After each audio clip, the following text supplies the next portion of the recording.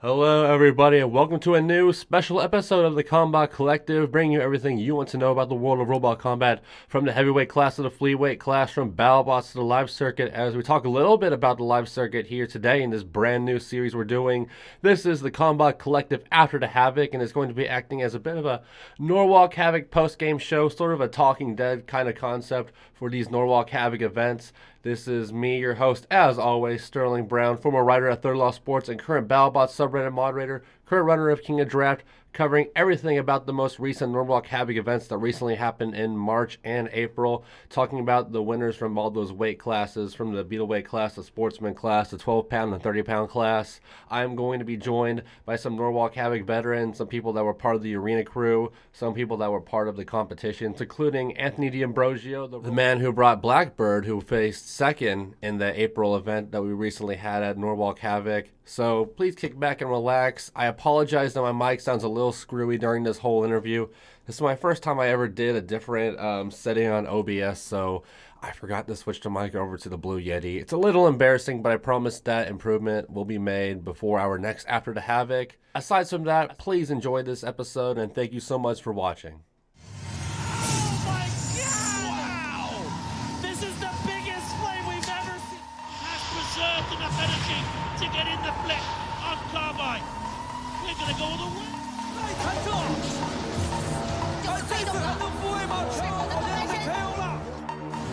Oh my God! That's gonna hurt. Grab the milk, Kenny. Welcome to the Combot Collective.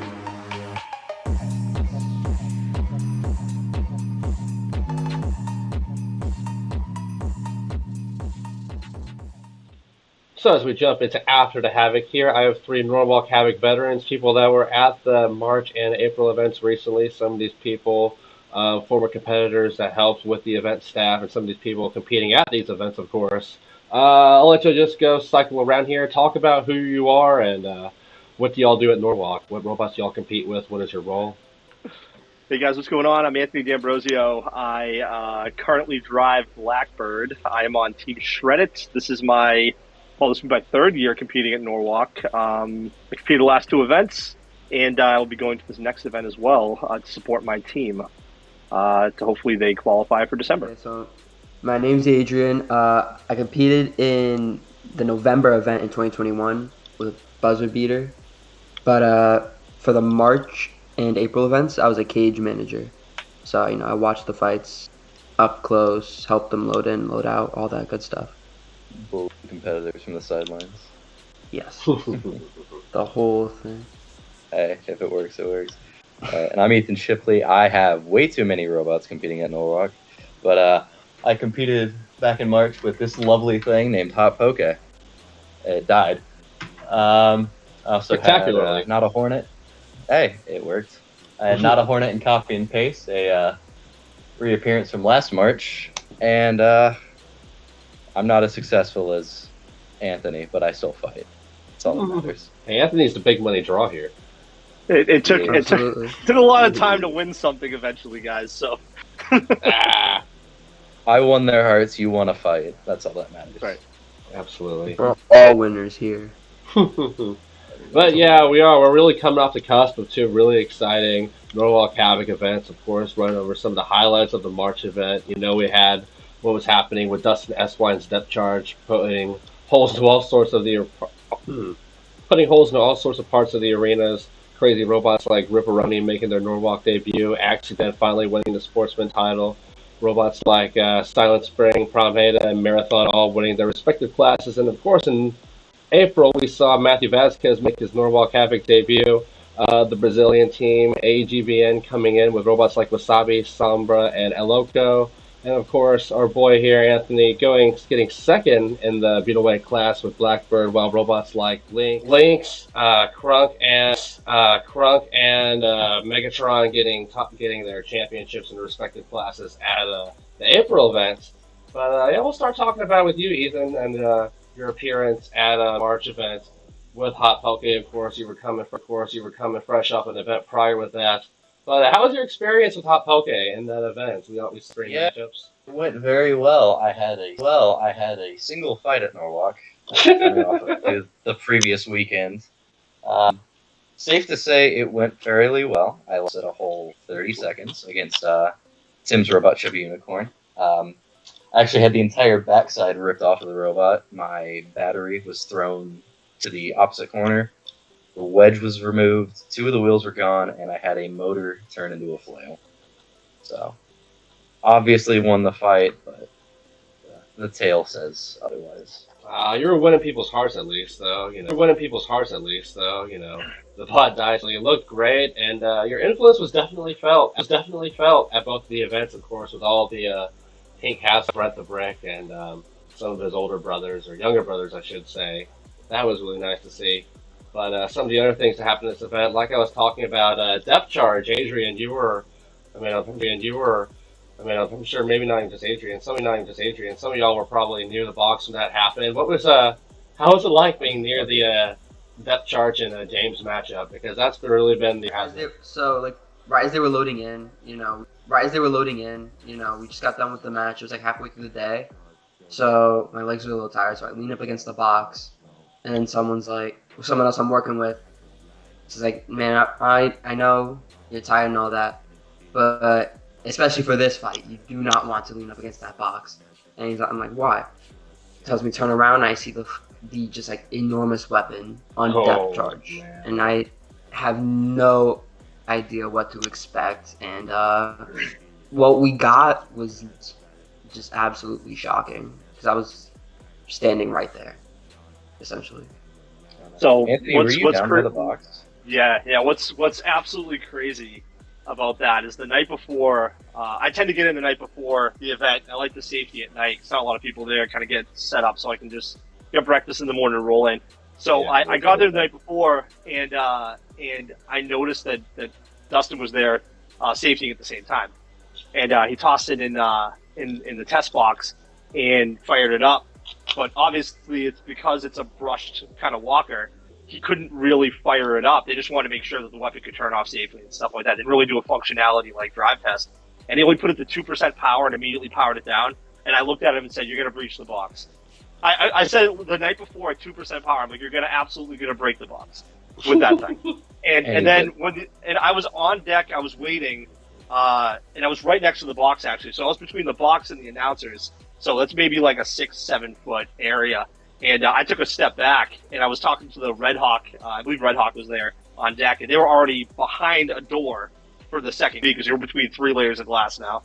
And sure, it fired up, and there you go. I mean, it was the worst case scenario of how that robot hit that glass. Hovering, it didn't really hit anything to buffer the hit. It was all glass pretty much. I mean, it hit a little bit. But I mean, it's a testament to how well they build those boxes at Norwalk because everybody was extremely safe. It's just the competition's getting scarier, the bots are getting bigger, more powerful, but they're still putting on a great show, and everybody was safe. And that's all that really matters. But my God, was that the biggest hit I've ever seen, like in my life in person?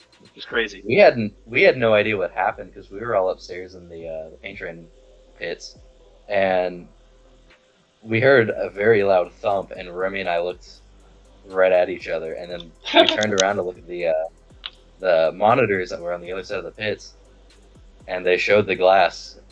We didn't even know what happened for at least show the replay, but just the fact that we heard it through, I think, like a 1.5 foot of concrete. Oh yeah. It was how much power. It's very crazy. It's very crazy. Absolutely.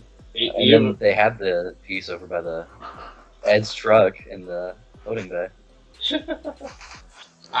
Yeah, even from home watching it was absolutely insane. You just with depth charge, just in the opening seconds of the fight, depth charge taking out one of the arena cameras, bouncing around. It was just as rambunctious and destructive in that Ripperoni fight later on in the event. But yeah, with this fight, great reaction by commentary, great reaction by Chris and Luke. That was a fantastic moment. Just hearing the crowd erupt in the background, seeing the shot, and getting their raw reactions with it. That was all beautiful. Sorry, Tony, go ahead. One of the judges actually, I think I don't remember which judge it was, but they went to the judges for a decision, and the judge is like, "We want this robot to keep going." They were like, "We should just not let it keep going," and then it won. But they're like, "Should we let it keep going?" Because I have a feeling that was Don. It Yeah. could have been. I actually think it was. It was either It was a Don person or on the bottom. It was a person on the bottom, whoever it was. so yeah. Andrew. Yeah, it could've definitely. I definitely remember some discussion about that matchup between the judges because there was the case of James was kind of doing more control, but obviously depth charge was more destructive, and you wanted to see this thing do more crazy shit. So absolutely fantastic to watch from depth charge. It was an awesome match. And some of the more awesome moments that happened during this event, of course, some of the crazier moments. One of which being Firebug and Miltank. Firebug, in fact, having quite a few interesting happenings at this event. One of which being Firebug versus Smeezus, the very unique Smeezus, who had it. It was Don. Not really, for layman's terms, I'll say it exploded pre-fight. I know there's a more scientific term to it. That match, of course, Motor also fell having. off. It motor yeeted fell its own off. motor. Yeah. Sparks flew. A decided to keep singular going. screw came out and the motor popped off. That's all that happened. Man. Yeah, really unfortunate. Joe Fabiani, a good sport for just keeping to go with it. Having Smeezus just go in there as it was for that fight. Beautiful to see Firebug take out the nylon penguin loaded with, what was it? Butane? Or Methanol. Methanol, there we Methanol. go. I don't know my spicy liquids too well, but yes. Methanol-filled nylon penguin, that was Firebug. And then Firebug later on fighting Miltank in that event with its bubble machine. Of course, Miltank was preparing for Hash Brown, another very unique robot in this competition. Hash Brown, a robot utilizing liquid nitrogen as weaponry. I believe it's the first robot to ever do such a thing. Very U.S. Robot Wars kind of style design, coming from the man in charge, Austin McCord. What were some of y'all's favorite robot designs, weird designs from these two events? That's Yeah, not really his stood out first to y'all? robot, is it? I know his first robot, but it was I think it was the first time Hash Brown fought. I might be mistaken. So from these two events, I think that Mixtape. Oh my gosh, yes. Yeah, I think Mixtape is terrifying, and that's an amazing robot. Yeah, I like Firebug a lot. I like fire robots when they're effective. I think that's kind of cool because it's hard to see them in lower weight classes really be super effective. I'm a big fan of Ripperoni. I think there's a lot of it's a great robot. I Great think Anna and her whole team are awesome. And Starfather, I guess that's what we're calling the bigger Star Child. He's fantastic, and it's so big in the pits. I don't think you realize how big that robot is until you see it and go, wow, it looks like it's like a 60, 80 pound robot, and it's only 30 because of how big it is. So yeah, just those are my top right off the top of my head, but I'm sure there's many others that are better. When he brought it in November, it looks very, very big for a 30 pound. Yeah, that was. I don't even think it fit in the test box. He was like right I by believe like that. the entrance to the pits. So the first thing I saw when I got there was Starfather. I'm like, oh my god, this thing is huge. Absolutely. I think everybody's favorite 30 pounder was definitely Swanbot. Oh, the Swan. Even if it never went into the box, it was still the best robot there. That was It was a there for prime moral final support. stream moment right there. Yes. Freaking 11 p.m. delirious chaos. Here comes the Swanbot on camera. Let's go. Oh, there he is. And yeah, there it is. Yes. Little mini Swan right there. You love to see it. Swan. Where do you guys get? So, quick story. So we Heck yeah. when we were at Battlebots, obviously I went with P1. We stayed in the same house as Valkyrie, and we had a big pool at this Airbnb that we rented. So we went to Omega Mart, which is this like kind of escape the room themed thing, and they have a giant inflatable one for sale. And Lucas on Valkyrie bought it and brought it back to the house. So it was like the mascot of the house for like the whole event. We were at Battlebots, and Lucas brought it back. He basically attached it to a tank treaded chassis and drove it around. We were like harassing people in the pits the whole first event. So that was pretty fun. So, but when Fred was there, so that was pretty cool. There you go. What a lovely rally. And he mascot. won. There He you go. did. Lucky Swan. Marathon is quite a beast, considering that robot is a couple years old, and Fred kind of rehabbed it and brought it back, and yeah, it can take an absolute beating. Like that robot is serious. It's a serious bot. Yeah, I saw Marathon for the first time. I didn't realize how old it was till it was brought up on the Norwalk stream. I saw it competing for the first time at Motorama, and I was really impressed by it. Of course, Fred Moore, fantastic driver. We've seen him with Valkyrie plenty. Really excited to see him win here at Norwalk Havoc, especially in the March event. Did he come back in April? I believe he did. He yes. was back. He was back in April. He put on a good show. Competition level was pretty high. I think he lost to Megatron. Yeah, I lost to Wanna Megatron. Yeah, Eventual champ. I have the brackets pulled up just so I can I think it was Megatron. quick check. Because I had to fight the next match. I was on deck next to him. I think I fought. I don't remember what. Yeah, he lost to Megatron. Oh, Spartan. and then- I fought Spartan after his match. So yeah, Mhm. I watched that match. It was good. Yeah, he lost to Megatron and then Dragon Princess and the losers. Yeah, and those are two ridiculous robots. So Yeah, Annika is a driver that you don't mess with. all the young Koskis family are just absolutely fantastic drivers. The way they show up to all these Norwalk Havoc events and droves, and they bring amazing robots like ones we have listed here: Tryhard, Litterbox, Narcissus, Merple, and like y'all were mentioning, Dragon Princess. There's a good variety in their robots. They always put on good shows, whether it be in terms of power or control, and hopefully we get to see Slapbox, another variation of one of the robots on Battlebots, but especially Merple for me. I really love the Young Koskis family and their robots. Absolutely. They're one of my favorite teams at the events whenever I go. They're always ones that I look towards. The pit table's just always so full of just like 30 pounders, 12 pounders, 3 pounders. And they're Well, they always bring, like, all different design. they bring multiples of everything. So like they Exactly. literally have 2 of every robot that they enter. So if they bring 5 entries, they have 8 to 10 robots on their table, like at all times. It's just absolutely crazy.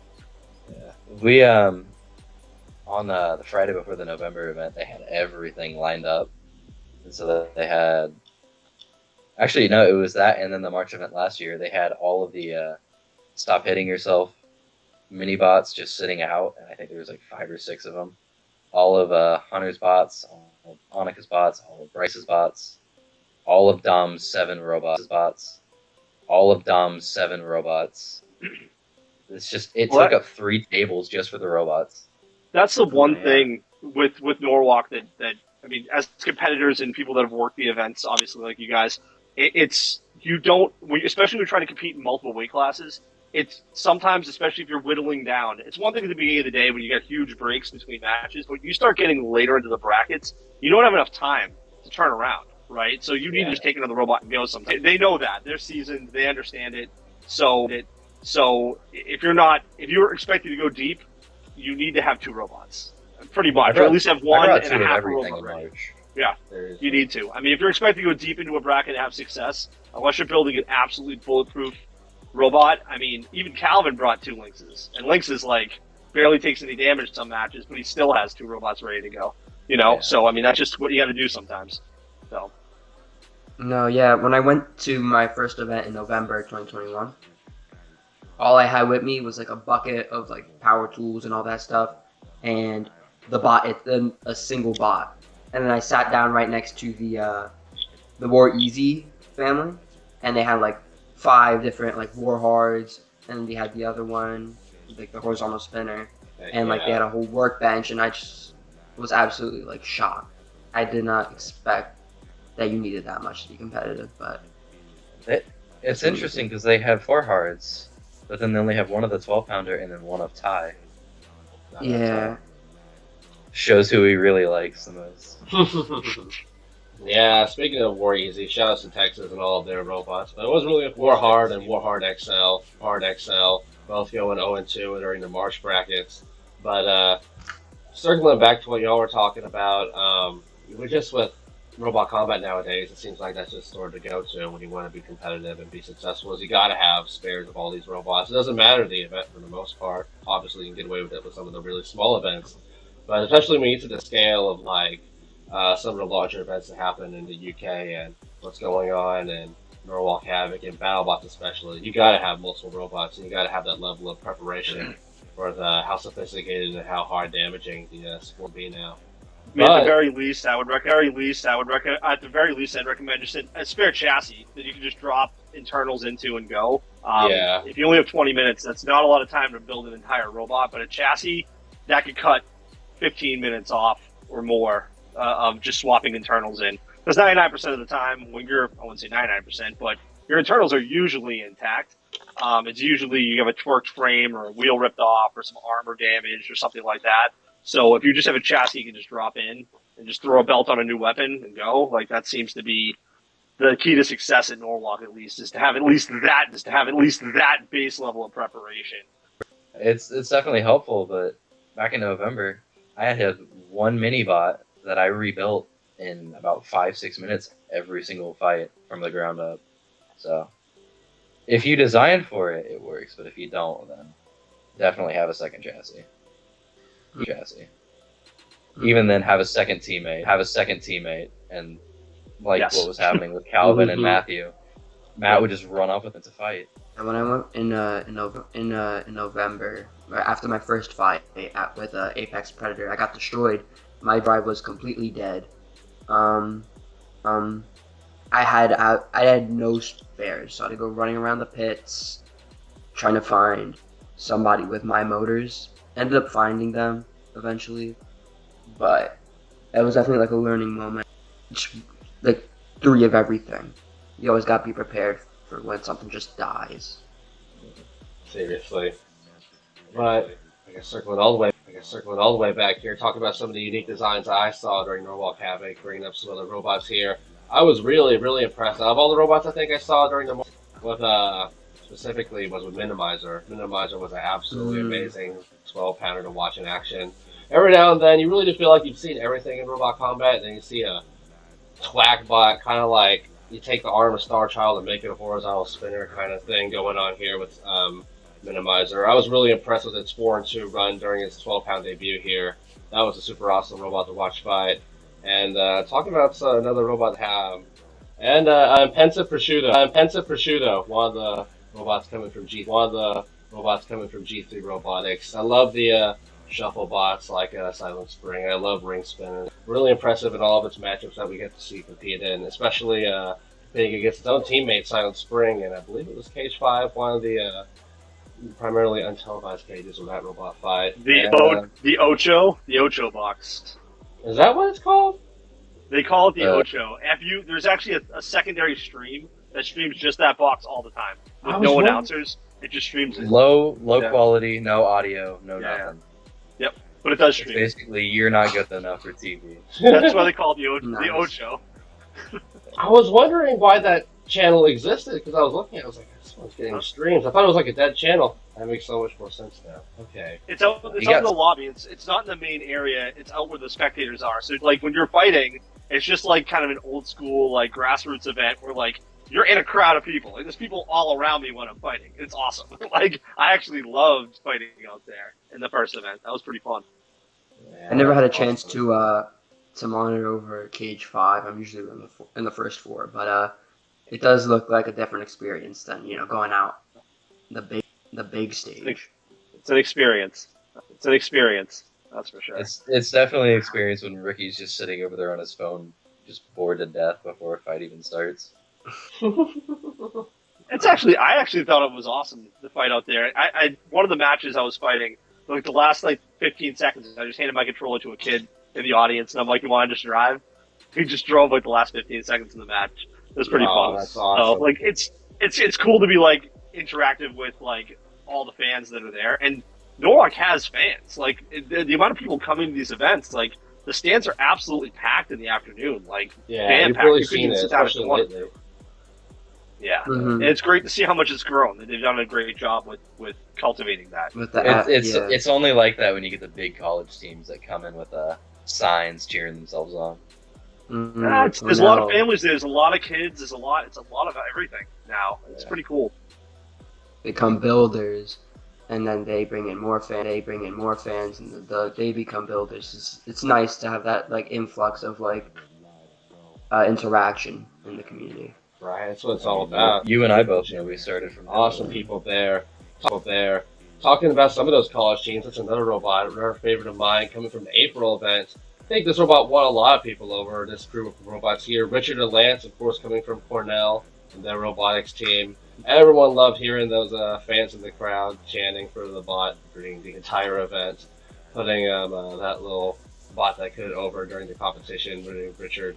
I believe they made it to the final four in the 12-pound class. I believe Something. so. I know they did. I know they did Fourth well. place. Oh, did and- they qualify? If they qualify, that's awesome. I'd love to see them come back from the Yeah. finals. They'll bring, I like, want to that say many they qualified.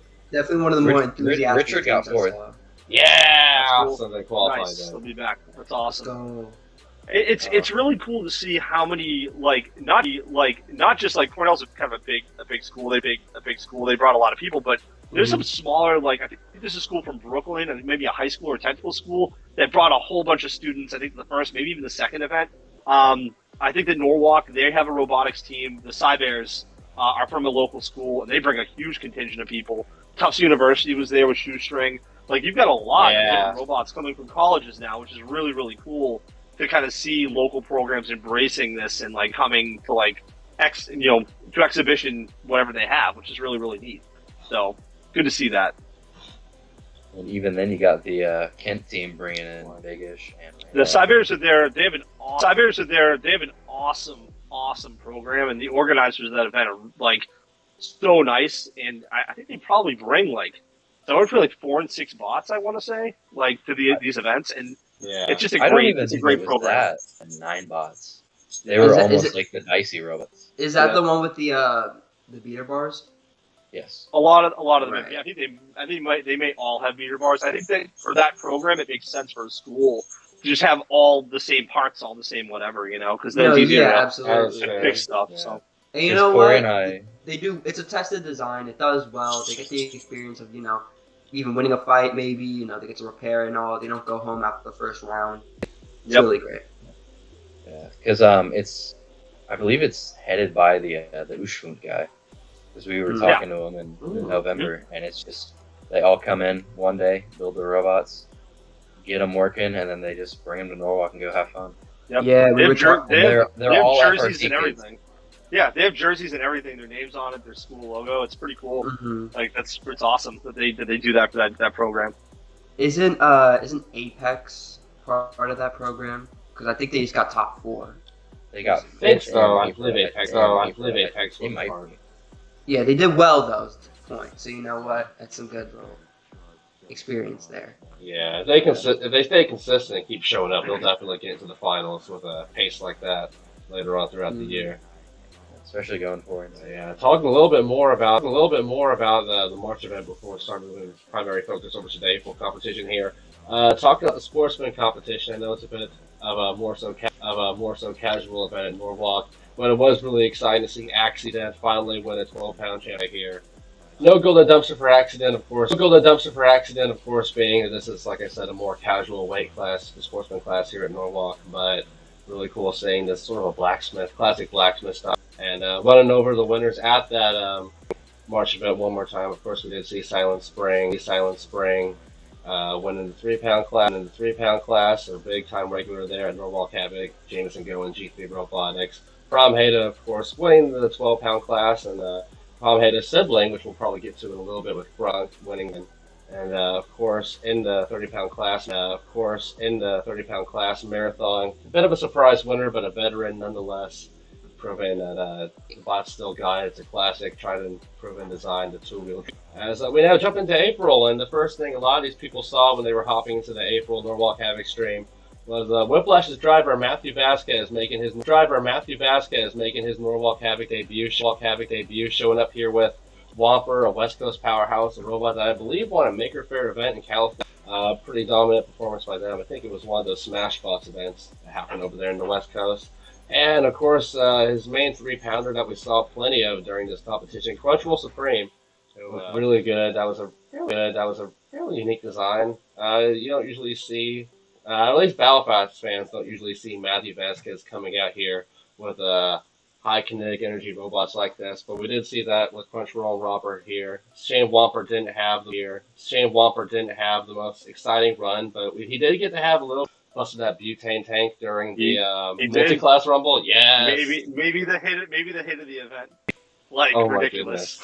Hit of the year. Fire all around the venue. That explosion, actually, you felt it upstairs, because basically the staging area, like where we were at least, was right above that, and when it went off, the whole floor shook. We felt the explosion upstairs. It was crazy. That's how the Death Charge fight felt, because you could feel it and you could hear it. So Absolutely not. 2 events in the year, and we've already got 2 here. Those S tier impacts, those huge explosions. That's what the sport's all about right there. Those crazy hits. Those are what inspire fans. And you were just asking. Mm-hmm. And you were just asking. Mm-hmm. You were just asking for some trouble. Putting, what was it, Mixtape in there with all those butane tanks. We have Ripperoni in there, some other spinners as well. I think a couple beater bar bots. Spartan had a butane can on a string, big drag behind his rope. Oh my goodness! Yeah, it was awesome. Johnny was gonna send it out in a ball of fire, regardless. Yeah, dude, Johnny's the dude. That kid's cool. Yeah, he had a great run at both of these events. Got probably one of the biggest. I don't even want to say it's an upset because Johnny and Spartan have regularly been a consistent, strong robot and driver. They got really early on in the tournament, the April tournament against Lynx. That was a huge moment. Fairly dominant win by Johnny there during that matchup as well. I think they got Lynx to tap out about halfway through the fight. But of course, Lynx went on to have a fairly solid losers run, very solid losers run, I would say, in fact. Going all the way to the finals. Take on you, of course, Anthony, with Blackbird. Your best friend with Blackbird, of course. Whomper, of course, repping Blackbird at the Combot Collective. We got the stickers back here and everything. But, yeah, how was that? We'll get to that right here. Wow, that was an awesome We can get run. to it now if you want to. Yeah, I was going to see it. What an absolute dream. Like, in your dreams, you expect to have an event like this. You never, ever think you'll do it, right? Like, I've been running, this robot since 2018 with, changing and evolving it. And obviously, it started as a kinetic, and now there's nothing left that's kinetic in it. We've basically changed every single thing in the robot and made it as bulletproof as possible. But, like, even the grind leading up to, like, the event, like, I picked up the chassis on the drive to Norwalk on Friday and built the robot on Friday night, safetied it, went to bed, came back in the morning, did nothing but put a battery in it and fought. And I went through pretty much the entire day. I didn't take a whole lot of damage leading up to, like, maybe Spartan. Like that's Spartan or maybe Caldera. Like, one of those two fights, I took, like, a little bit of damage to the chassis. Outside of that, I was just changing batteries until I fought Lynx. So, I mean, I couldn't have asked for a better event. I couldn't ask for a better group of people around me with, like, my shredded guys helping me out, all my friends from the Omega team, Amanda, Lucas, and Sarah, Brandon, Fred, like, everybody, Anna, that kind of helped me make sure I got my parts and everything going. That was good for the event. So, again, like, it's arguably the craziest event I've ever seen in terms of talent. And I think that, I think it's a 50-50, a little bit of skill, a little bit of luck, but that's the way it goes. We play a really expensive game of paper, rock, scissors here, and I just got, things went my way more than they didn't. So I couldn't be more thankful for qualifying early in the year and being able to enjoy the rest of the year and tweak my robot and make it better. You couldn't ask for more, than qualifying second event of the year. So it's great. Serious percent of luck we don't have. You'll get there, Ethan. But it is really good to have that cloud of stress taken off of your shoulders fairly early on in the season right now. Now we head into the new bots style event here in May. Gives you again to have a bit of a breather. Like you said, you're going to that event, but you're leaning back, right? Are you going with any robots? I'm going to the event. I get to actually go to the event and enjoy the event as a spectator. I'm not bringing a new robot. I've got some other things that I'm working on for NHRL. To help them out with the merch side of things and trying to help some builders kind of get some merchandising and branding for themselves. That's more of my focus for this event, but I'll probably be driving a mini bot to help out my shredded team, to help some of those guys qualify as well. We're testing some new concepts that maybe I'll bring a mini bot in to help Blackbird out in the future. So, I just want to go enjoy myself, maybe watch some matches without the stress of having to get ready for stuff, and enjoy the great beer truck they have there and the great food trucks and the atmosphere from the other side of the box now. So yeah, I'll do it for one event. It'll be fun. I didn't get to enjoy the past two events that I've been fighting. So it'll be nice to enjoy everything that NHRL has to offer. And there's a lot to offer. They have a great event. So right, it's a beautiful venue. But now you get to have pretty much an exact 180 of what you were experiencing from that last event. Like you said, we were having a talk before this show yesterday, me and Tony, and he was saying, like, you know, you get to that 1 a.m., 2 a.m. point, you're just like, oh, let's just get this done with. Yeah, you know, it's tough because it's hard. A lot of people watch the stream all the way through, and if you did, God bless you, because it's a really long day. It's a marathon. But in real time, yeah, I mean, I think I beat Caldera, you know, and that was a grinder, that match. I think I beat Caldera at 10:30 at night, maybe, and went back to the pits, and I had to wait until 1:30, 2 o'clock to fight Calvin, probably knowing I was going to end up fighting Calvin, you know, so I had to, like, stay awake, just figure out what to do. And you're at a certain point where it's like, all right, you know, to go 2 matches with Calvin is crazy. And, you know, if by some grace of God you win the first match, that's awesome. But if you take a lot of damage the first match, which is likely against Lynx, do you build the whole second robot?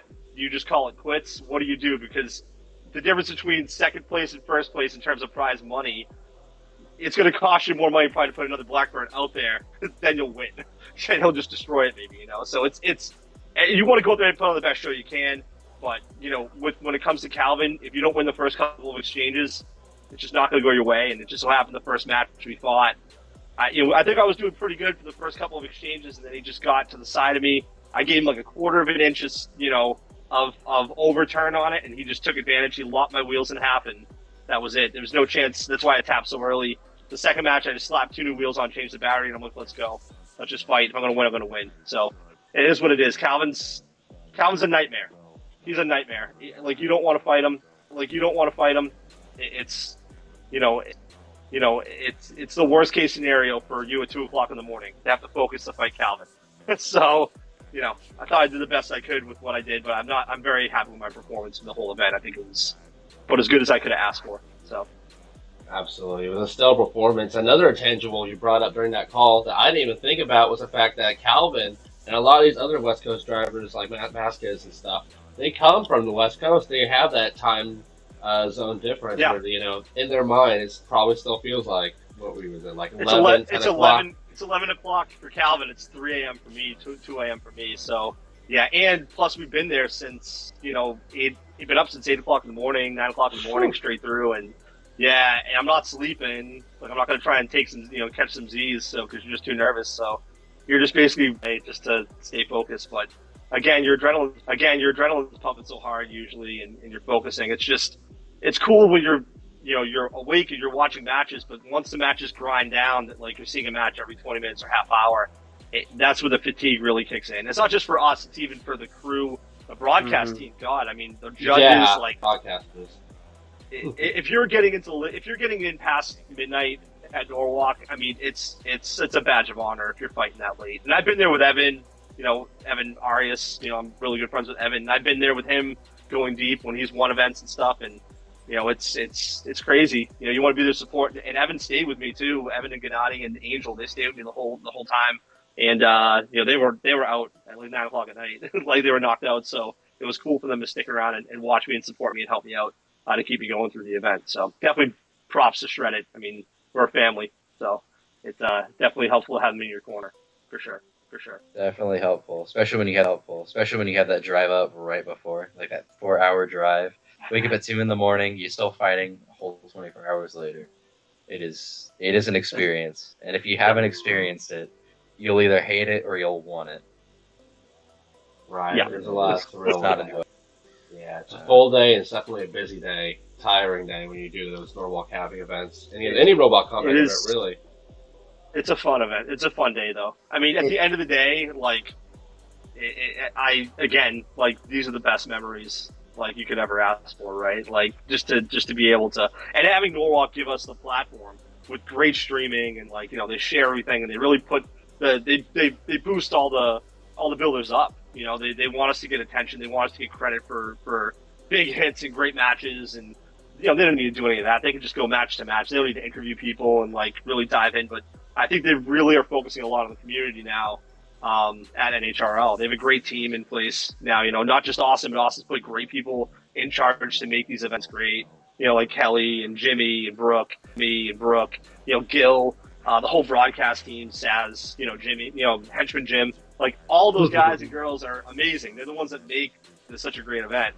So we should be so thankful to have this, like right in our backyard, because it's really an amazing event that we honestly don't deserve how good this is, especially free, with prize money. Like they make it feel like a really big event, and it is a big event.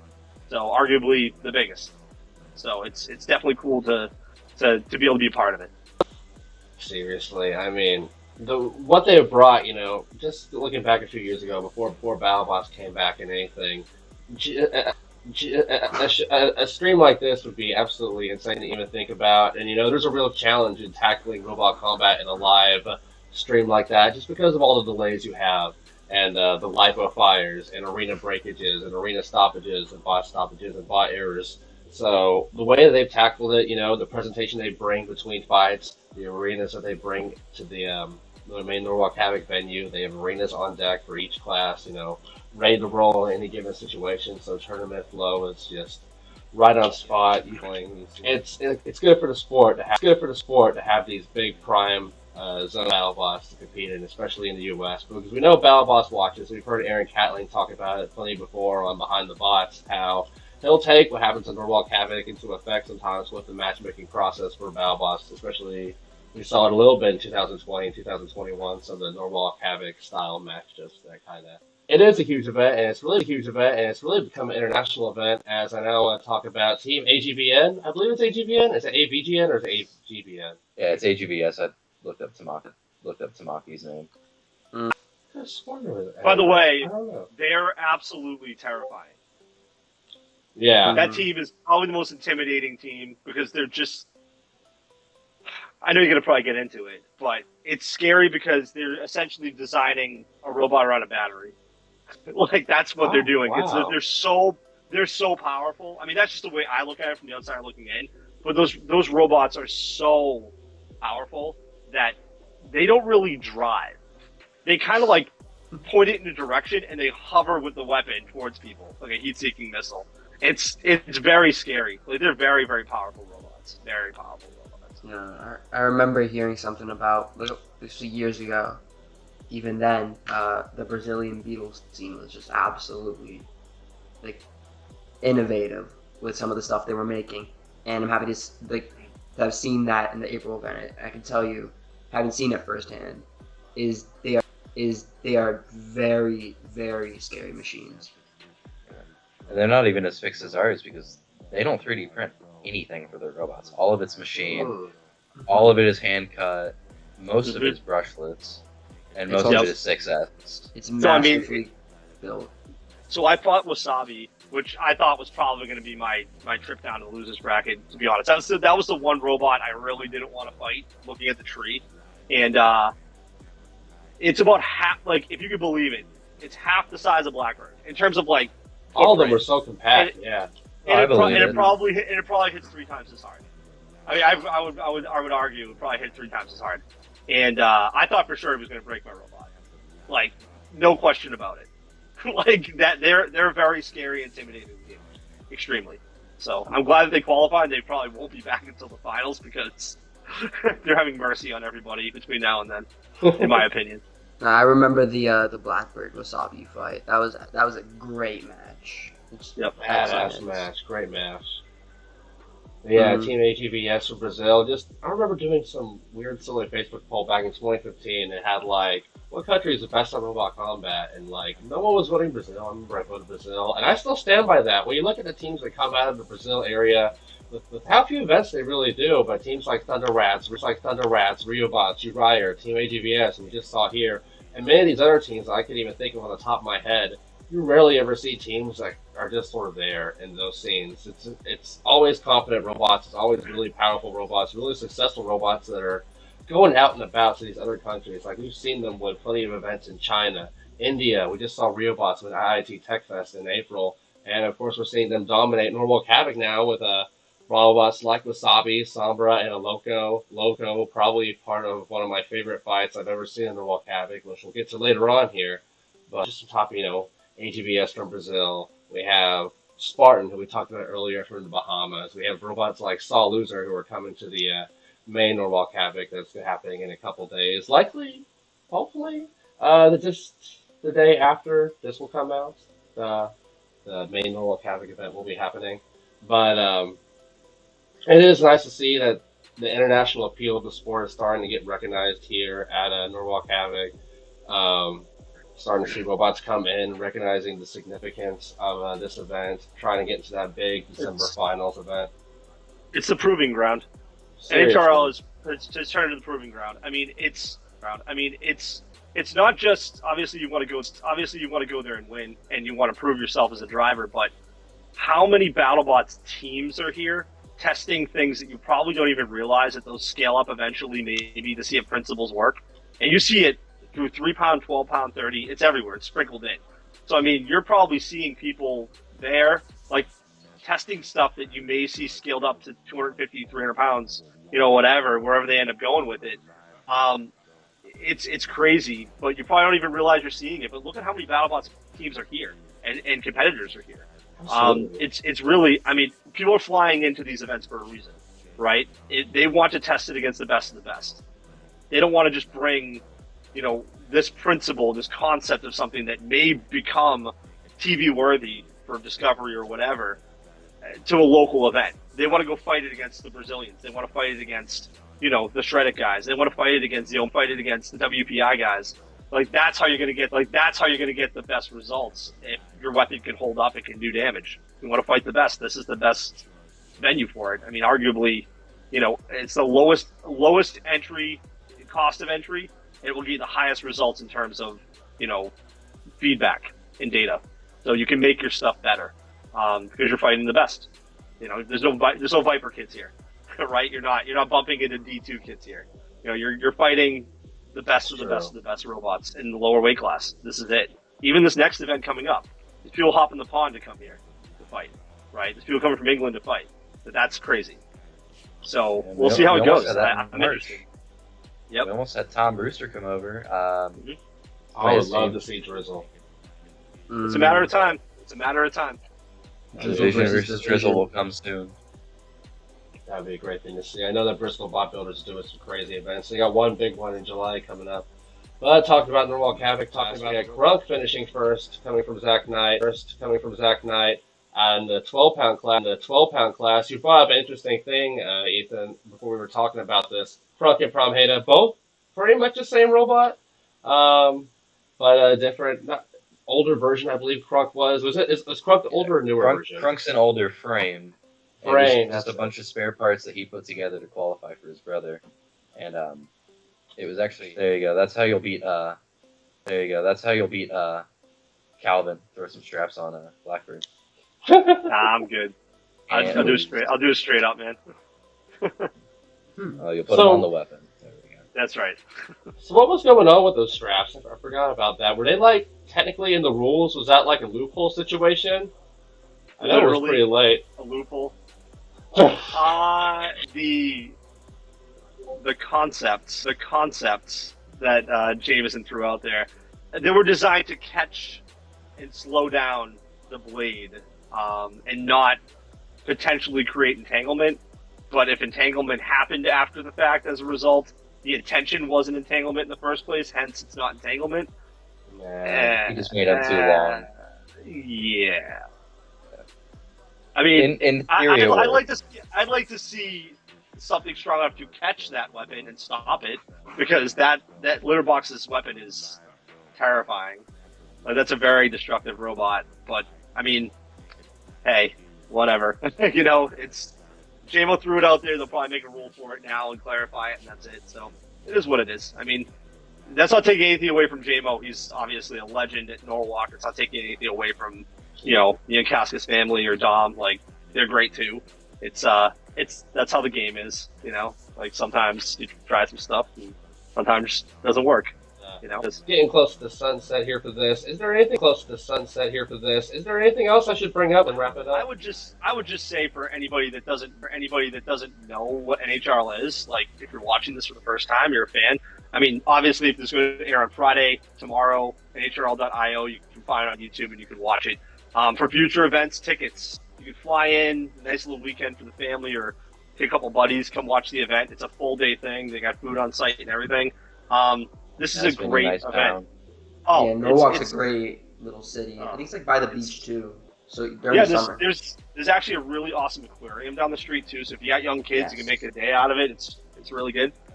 So no. But again, I think Mm-hmm. that we just again I don't want to sound like a broken record here, but I think it's needed to say it. To Austin McCord, to everybody running this event. I know it's super thankless work sometimes, but they do an amazing job, and I'm super thankful to have people like that helping our community grow and bringing new people in. And don't think that this is a frustrating event that you're going to go and bring your first time robot, and get destroyed. That's not really what NHRL is about, right? Like, you want to go try new things. Don't be scared to enter. Don't be scared to ask questions and join the Discords or whatever and ask people questions. Everybody wants to help, right? Because it brings more competitors in and we grow together. So support NHRL, support every robot league around every local league, because that's the farm system that helps Battlebots grow and stay alive and keep kids interested in robotics. I mean, STEM is really important, and we want to keep that interest going. So that's all. So thanks, Austin. Thanks, Kelly. Thanks, Jimmy, Brooke, everybody. You guys are awesome. So. And if you're not having fun, if you're not winning, you're not doing it right. You gotta have fun with it, even if you go winless. You have to get a win, have a blast every single time. Still learn, get the experience. Absolutely. One of the best things that you can take out of this event, even if you don't win, is even just being pitted next to another experienced builder and just talking with them, learning their experiences and how they build their bots is actually very informative. One of the best ways to gain the information and apply that to your own robots. We have a bunch of Battlebots builders. Ray Billings comes sometimes. We have Matt Vasquez, Jameson Go, Calvin, Eva, just a whole bunch of just very good builders, and they have a bunch of information to share, and they're more than happy to help. So, even then, just if you can find somebody who fights in general, it helps you. Because I know I went in March last year, the first event, got paired up against Jeff.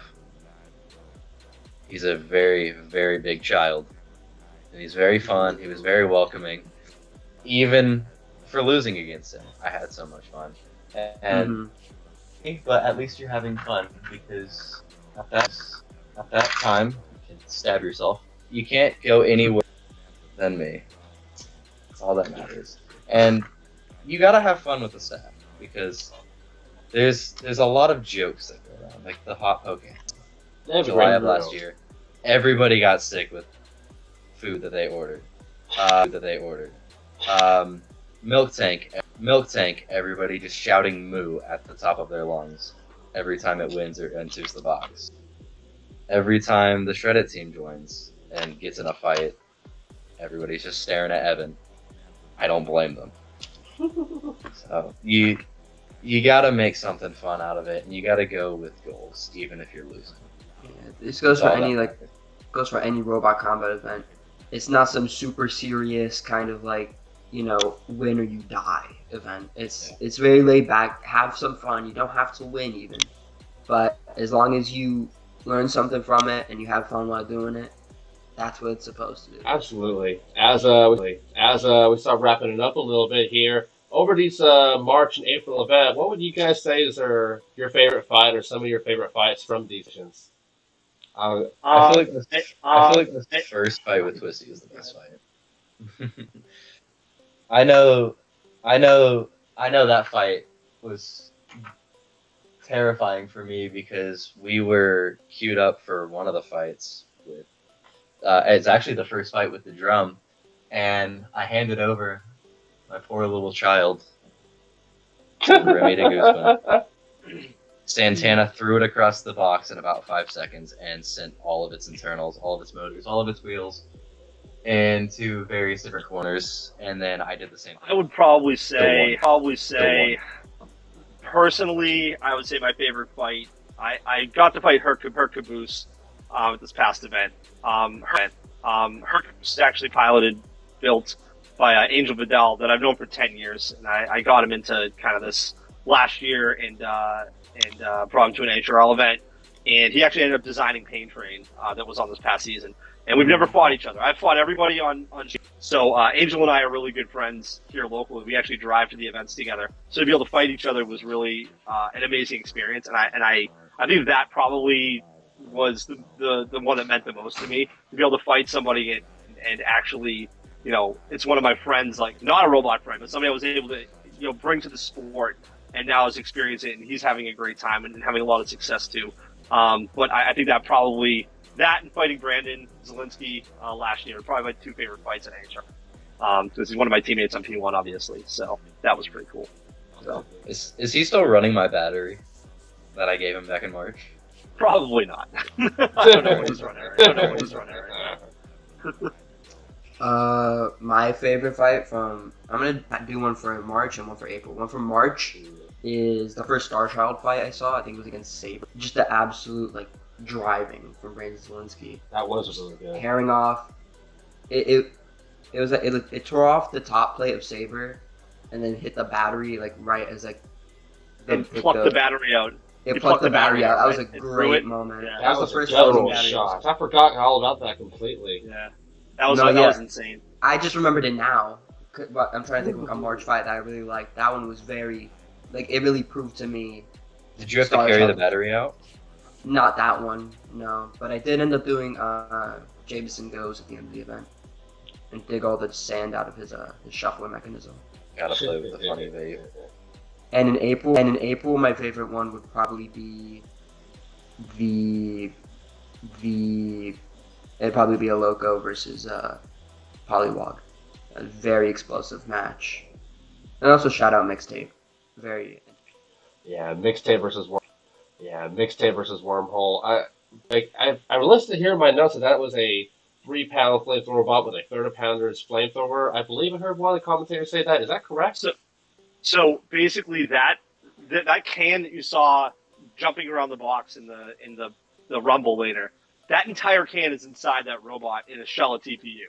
So that can run a camping stove, a little camping portable camping stove for 2.5 hours. He drains the whole thing in a minute and a half. So I mean, basically, he has a fan inside that sprays the butane. So it's igniting it. It's basically aerosolizing it and throwing it out. So Wormhole, by the way, Wormhole is actually a really, really good robot. Really, really good robot. That team. Yeah. Every event he comes back, event to event, and God, is that robot getting scary. I had to fight him at the last event, and I fought him last year, and it's a night and day difference how much better that robot is now. And it's just a shame he got paired up against Mixtape for his first one. I bet you he probably would have went pretty deep in the winners if he hadn't. But that flamethrower is something else, man. No one plans for that kind of fire. You can't possibly fireproof your robot to. Even no one would compared ever to Clyde. expect that. Oh, it's just insane. Founders are throwing fire like that. Yeah. That's insanity. That's insanity. Yeah. I'll tell you this. When I was working at the event, I brought somebody else with me who was interested in kind of getting into the sport, but he was new to it. And one of the first fights he saw was the Mixtape fight. And from that point on, he was completely sold. He couldn't get over it for the entire day. He's like, can you believe Mixtape? And he got hyped every time Mixtape got to the box. I had not, even me, who's been into this community for a while now, I've never seen nothing like it. It's very incredible. It's definitely a robot. Yeah. If only he kept the old version working, that would have been great. The giant fan on the top and the flying over. That was insane. I remember that. Because when I first heard, I thought that was the robot that was going to be fighting. I didn't know about this brand new Mixtape until it entered the arena. But yeah, the bot the flame, I mean, we've never seen anything like that. There's a reason why it made the new little Combot Collective intro that I put together recently. And the moments you look for in mobile combat, and you look for to get fans into this amazing sport. Moments like that inspire people. It's me seeing Nightmare hitting Slam Jump as a kid, or GBH flipping over Ivanhoe. These crazy moments. But I guess talking about some of my favorite fights, going from the March event and April events. Really enjoyed seeing all the stuff Minimizer did. But hey, shout out to GBH. GBH is the best robot of all time. They could win Battlebots. Guaranteed. But I lost my train of thought. Okay, here we go.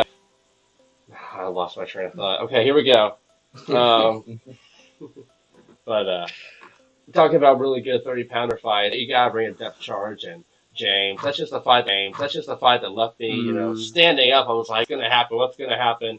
I kind of got the same feeling from when Cobalt was driving Ghost Raptor across the arena during the Battlebot season. You're like, oh man, it's coast to coast. This is gonna hurt.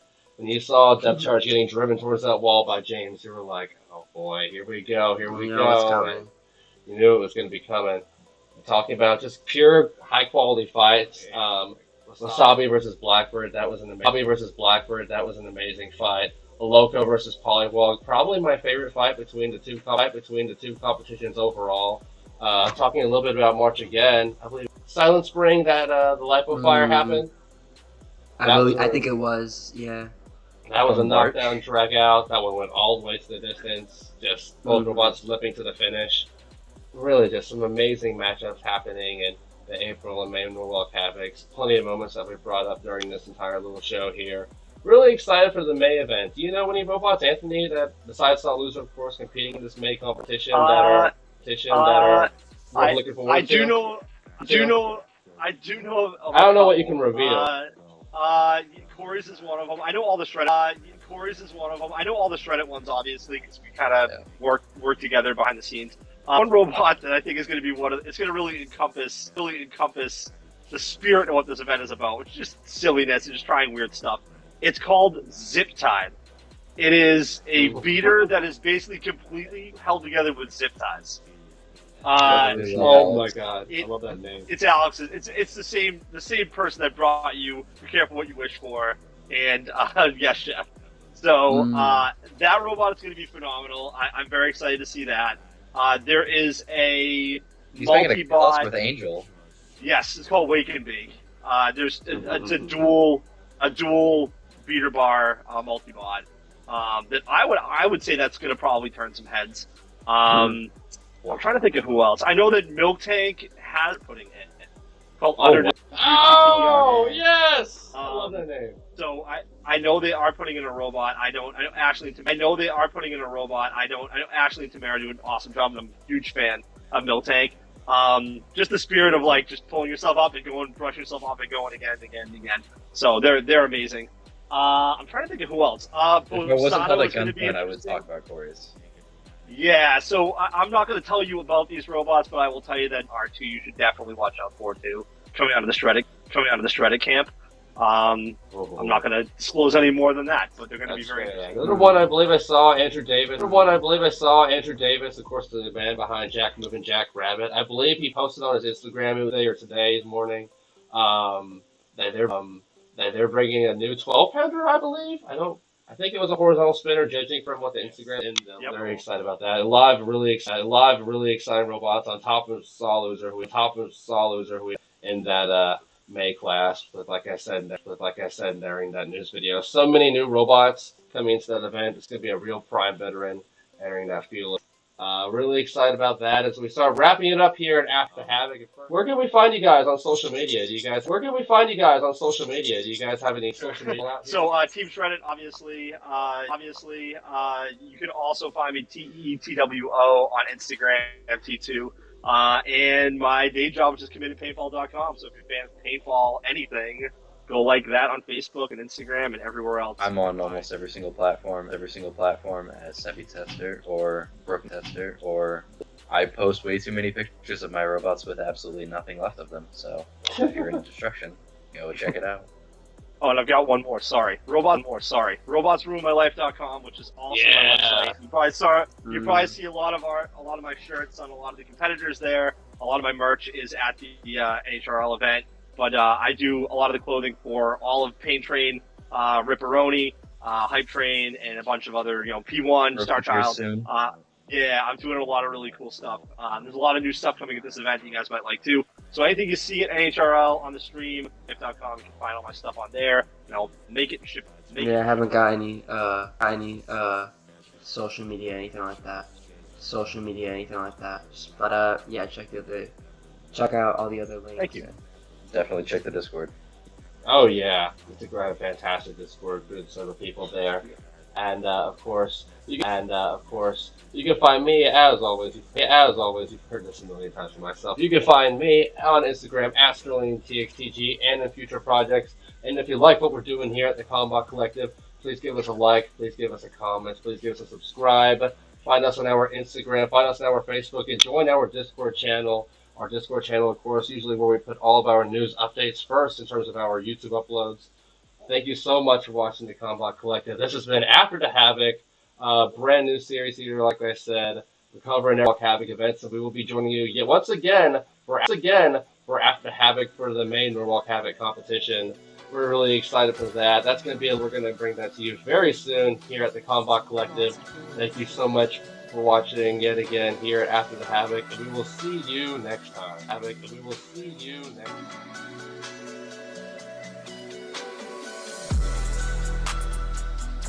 This was the Combot Collective.